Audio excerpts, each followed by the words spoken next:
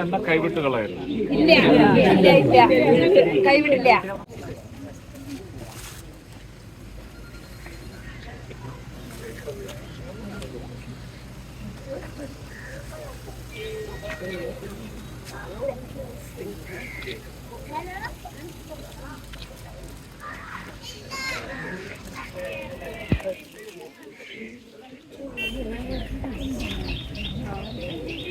വാ അടുത്ത് വാ.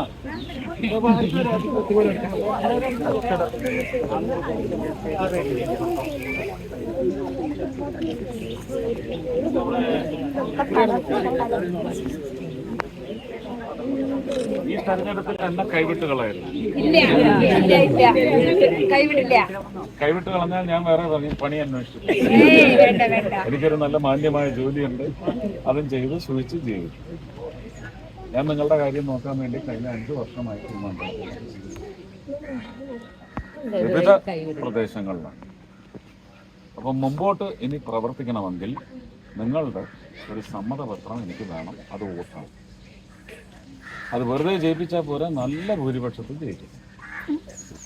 ജയിപ്പിച്ചു വിട്ടാൽ എന്തായാലും കഴിഞ്ഞ 5 വർഷം പോലെ ആവില്ല, അതിന് മുമ്പിലത്തെ 5 വർഷം പോലെ ആവില്ല, അതിന് മുമ്പിലത്തെ ഒരു 25 വർഷം പോലെ ആവില്ല.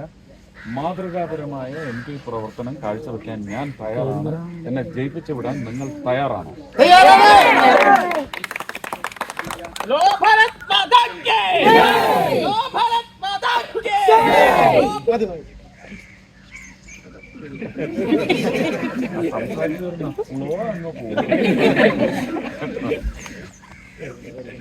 നിങ്ങൾ തൃശ്ശൂർക്കാർ തിരഞ്ഞെടുക്കുന്നത് തൃശ്ശൂരിന്റെ MP-യെ അല്ല എന്ന് പറയുന്ന ഒരു ധാരണ.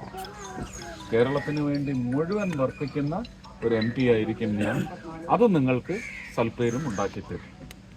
പോരെ? അതിനപ്പുറം വാഗ്ദാനം ഒന്നും വേണ്ടല്ലോ. ഓക്കെ അല്ലേ? Thank you.